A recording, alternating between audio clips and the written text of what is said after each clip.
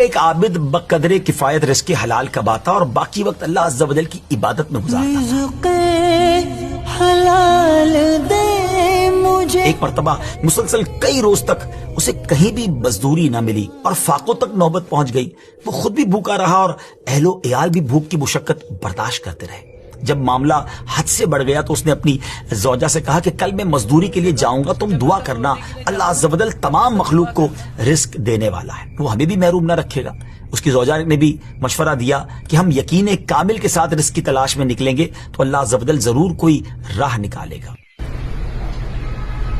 صبح سویرے وہ عابد اللہ عز و جل کا نام لے کر مزدوری کی تلاش میں نکلا اور وہ بھی دوسرے مزدوروں کے ساتھ جا کر بیٹھ گیا۔ جن لوگوں کو مزدور کی ضرورت ہوتی تھی وہ مارکیٹ سے جا کر مزدور لے آتے تھے۔ اس نے دیکھا کہ ایک ایک کر کے سارے مزدور چلے گئے مگر اس کو کسی نے کام پر نہیں بلایا، اس کو کوئی مزدوری نہیں ملی۔ جب اس عابد نے یہ صورتحال دیکھی تو کہنے لگا کہ اللہ عز و جل کی قسم، میں آج اپنے مالک حقیقی کی مزدوری کروں گا، یعنی عبادت کروں گا۔ چنانچہ وہ دریا پر آیا اور وضو کر کے نوافل پڑھنے لگا۔ رزق حلال دے مجھے اے میرے، سارا دن اسی طرح رکوع و سجود میں گزار دیتا۔ شام کو جب گھر پہنچا تو اس کی بیوی نے پوچھا کیا کسی کے ہاں تمہیں مزدوری ملی؟ اس نے جواب دیا ہاں، میں نے تو آج بہت کریم مالک کے ہاں مزدوری کی ہے، اس نے وعدہ کیا ہے کہ وہ مجھے اس مزدوری کا بہت اچھا بدلہ دے گا۔ دوسری صبح دوبارہ یہ عابد مزدوری کی صف میں کھڑا ہو گیا، کسی نے اس کو مزدوری کے لیے طلب نہیں کیا، باقی لوگوں کو وہ لے جاتے گئے، پھر اکیلا رہ گیا۔ اب اس نے سوچا کہ پھر آج میں اللہ عز و جل کی عبادت کروں گا، پھر دریا کنارے جا کر عبادت کرنے لگا۔ اور جب شام واپس گیا تو بیوی نے پوچھا کہ آج تمہارے مزدوری تمہیں ملی، کچھ پیسے لائے؟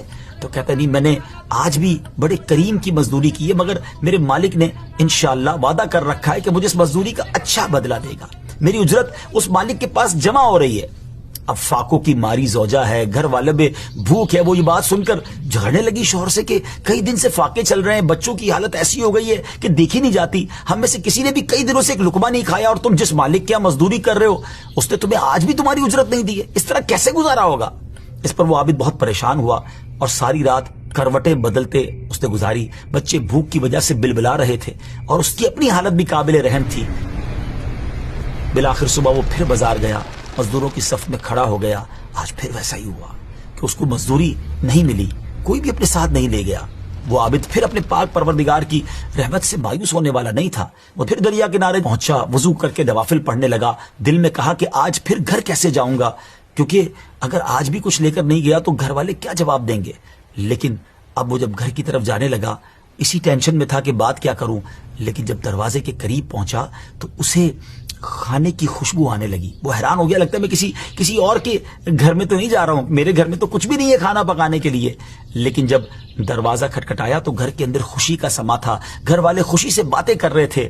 اور جب اس نے کہا کہ یہ سب کچھ کیسے ہوا، گھر والوں نے بتایا کہ تمہارا مالک تو واقعی بڑا کریم ہے، اس کے کارندے آئے تھے، بڑی زبردست مزدوری دے کر گئے ہیں اور انہوں نے درہم و دینار بھی دیے ہیں، عمدہ کپڑے بھی دیے ہیں، آٹا اور گوشت وغیرہ بھی کافی مقدار میں دیا، اور کہا کہ جب تمہارا شوہر آ جائے تو اسے سلام کہنا اور کہنا کہ تیرے مالک نے تیرا عمل قبول کر لیا ہے، یہاں وہ تیرے اس عمل سے راضی ہے، یہ اس کا بدلہ ہے جو تو نے عمل کیا تھا، اگر تو زیادہ عمل کرتا تو تیرا اجر بھی بڑھا دیا جاتا۔ سبحان اللہ، دیکھا آپ نے، یہ تو دنیا میں اس مزدور کے عمل کا کچھ اجر تھا، رب عز و جل اس کا اصل بدلہ تو جنت میں عطا فرمائے گا نا۔ یقیناً اللہ عز و جل کسی کا عمل ضائع نہیں کرتا۔ اس واقعے سے ہمیں یہ بھی درس ملتا ہے کہ چاہے خوشحالی کے ایام ہو یا تنگ دستی کا عالم ہو، ہر حال میں شکر الہی بجا لانا چاہیے، اس کریم رب عز و جل پر کامل بھروسہ رکھنا چاہیے اور اس کی عبادت و ریاضت سے مشغول رہنا چاہیے۔ یقیناً جو لوگ اللہ عز و جل کی ذات پر بھروسہ کرتے ہیں، اللہ عز و جل انہیں ایسا نوازتا ہے کہ ان کے وہم و